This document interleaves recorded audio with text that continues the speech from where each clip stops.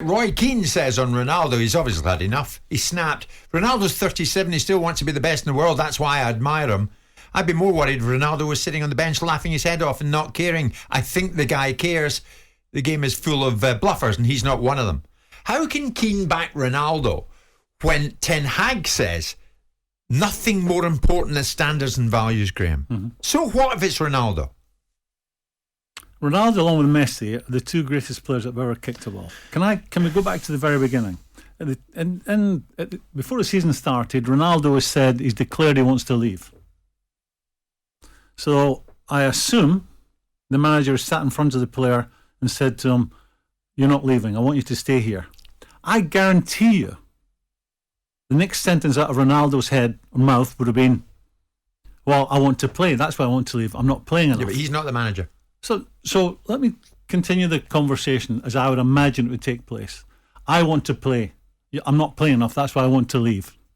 So the response to that from the manager would have been something to pacify Ronaldo, to make him to allow him to stay.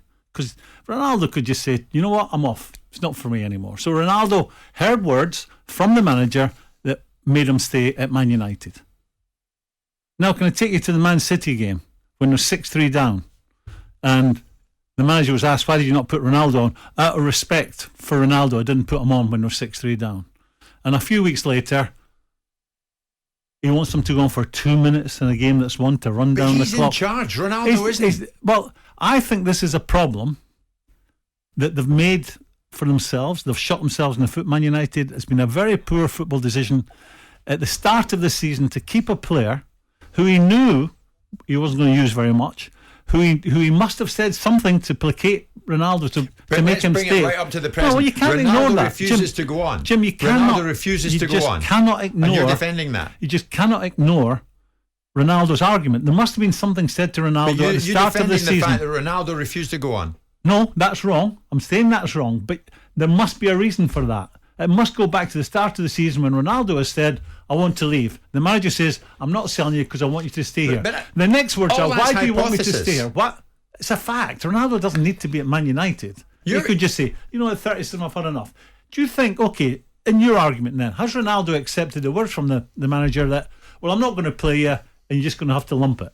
Is that what Ten Hag said to Ronaldo? But Graeme, he is a player like the rest of them are in a squad trying to Sure, improve Manchester United. But listen, in 5 years' time, is he bigger Ten than the Hag club? will be away from United and no one will talk about him at Man United. Would you not behave like Ten Hag if you were the manager? And that's fine. No, because I wouldn't have put myself in that situation in the first place.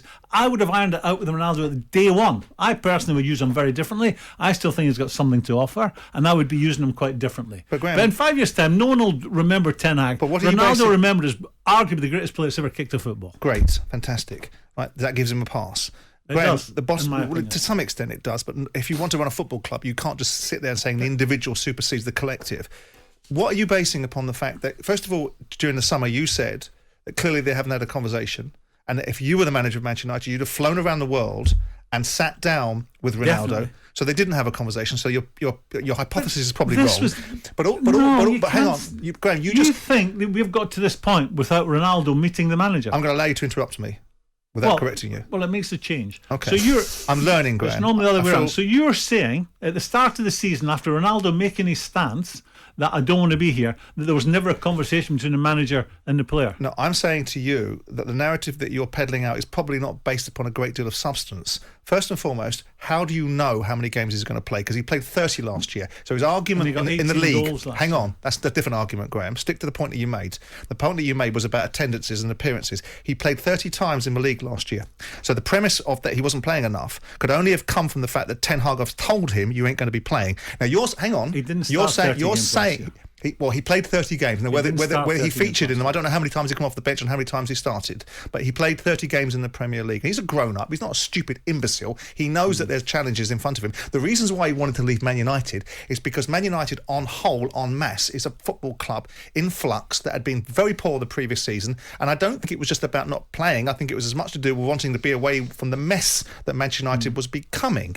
Now, you roll forward and you've got this situation now where Ronaldo gave us a wonderful little lecture lecture to listen to during the course of the season, which was all of these young players that don't listen to things, that when he was a player that was growing up at Man United, he listened to the senior pros. Roll that forward now. We've got a guy that smacks the phone out of a kid's hand. We've got a guy that refuses to turn up pre-season training, a guy that walks off and disappears after half-time, a guy that makes it all about himself by giving histrionics on the sidelines, whoever the manager is. All of that backdrop is a load of old BS that shouldn't have to be accepted. None of that I would condone. Absolutely none of that. But I come back to the conversation he must have had with his manager to clear up the situation which would allow him to remain at Man United. So the argument then would be that Ten Hag, and I concur with you on this view to some extent, has created a problem he didn't need to have. It's their own making. When you put a player on against Tottenham when you're winning 2-0 in the 87th minute of Ronaldo standing, what is the point of that exercise? I don't see the point of it. Now, I don't suspect that you can sit there, and that's why I listened to the Gary Neville-Roy Keane debate with an even foot in either camp, because I understood Roy's position to some extent about what Ronaldo was, what he has been, what he can still be, against Neville's position of, hang on a second, the sum of all its parts is greater than the individual, and we can't have this toxicity in the dressing room that's allowed to walk down a touchline in front of all and turn it into something about himself. But Ten Hag has created that. And if Graham's hypothesis is right, and I'm not saying it is or isn't, I personally am not sure that it's right, but I'll bow to the fact he's done these sort of things as a manager. What would be the point?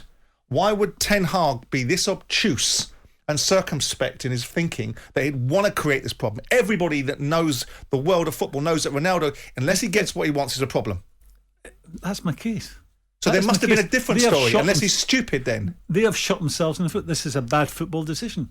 Because you don't think that an unhappy Ronaldo is not going to have an influence on that dressing room. And I think that conversation would have to have taken place. Where, you want me to stay? What do you want me to do when I'm here then? And at that point, the manager's got to explain to him, well, you'll be doing this, you'll be doing that. So he's stupid and disingenuous. I think the manager, I think the football club, the manager, and other people making football decisions at Man United have got this one wrong. Ten Hag is the guy that made the decision, because he came straight out of the gate very early in his tenure, in the first press conference that he had, when we all sat there slightly underwhelmed by it, and he talked about Ronaldo, and he made his position clear he wanted him. Right? That's before he'd even spoken to him, Graham.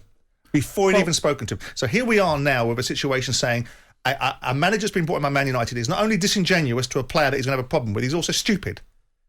It makes no sense, Graham. Why would you want to have this problem? Why do you use the word stupid? It's because the way he's handled, well, that's stupid, isn't it? It's a bad football decision that sometimes very clever people get wrong. We can veer into territory of bad, or we can say the it's other night stupid. when Ten Hag says, Cristiano, do us a favour, nip out the last few minutes, and he says no. Says no. I get that. You're 2-0, you don't need me. No.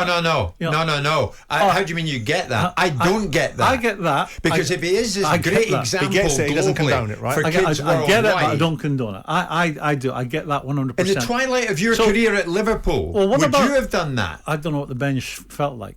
Oh, Graham. Fair, good answer. Good answer. So would So, you have hold done on. that? Can I No, ask you a question? What would you have done if you were Ten Hag the other night? What would happen? You'd have I exploded. would never have got into that situation. I think with Ronaldo, if you're going to keep someone on side in your dressing room, it's Ronaldo. I think the conversation going back to the start of the season should have been so we both understand ourselves going all forward. This bending and flexing for Ronaldo. This is No, Manchester United. Jim, you It's don't stupid. get it, but it's Ronaldo, arguably the greatest player that's ever kicked a football. You have to cut him some slack.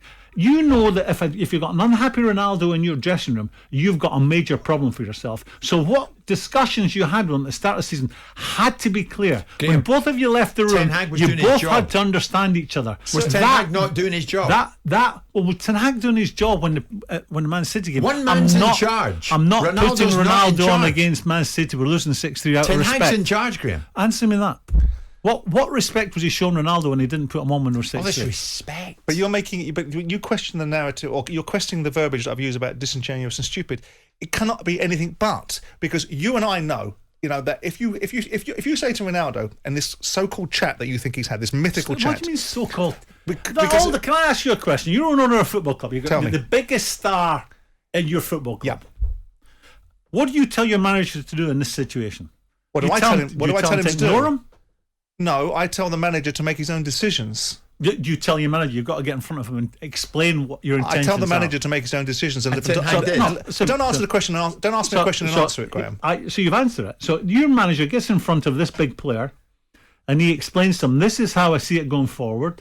It has to be a clear case that he leaves the room. But he hasn't done that. And that's his problem. So then, by definition, don't be obtuse, Graham. Problem. You're being obtuse, but you're being obtuse then, right? Because then what you're saying is that Ten Hag is so stupid, and you don't like the word stupid, but I'm going to use it, that he would pitch a woo to Ronaldo that he has no intention of fulfilling, so we can have a bunch of problems 3 months later. That makes him stupid by definition, doesn't it? How do you make Ronaldo happy at the start of the season for him to turn around from desperately wanting to leave? But then you only you must have that conversation. Okay, Graham. But you're going to make Ronaldo unhappy 2 months later. In the dressing room, you must keep him happy. But Graham, because you know if he's not happy, you must keep him happy. But then you're going to make him unhappy 2 months later and make it worse. I understand what job you have to do sitting in that chair.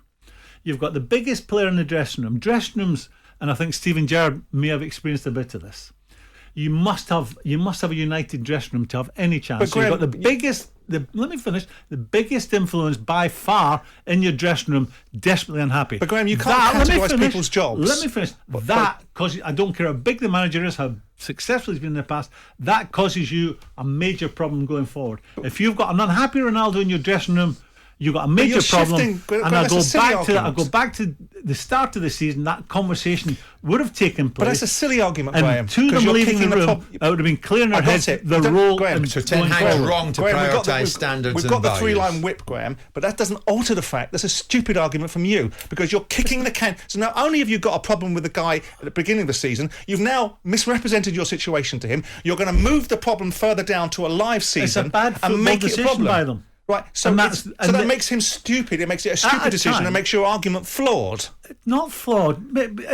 Wrong then. And people have never been in a dressing room. You can offer an opinion. Don't start all that crap, Graham. Well, it's a don't fact. Start all that crap. I can only talk from my experience. You said you wouldn't do that, and here you are now. Every time you get into a situation you don't like, you do that old rubbish. I'm here to pass comment and pass on my experience of being around football clubs. I'm telling Simon, you didn't even want Ronaldo at United 18 months ago. You said he wouldn't do a job. I'm telling you that a dressing room has a very delicate balance if things are not going well. Right now, Man United look to have turned a major corner.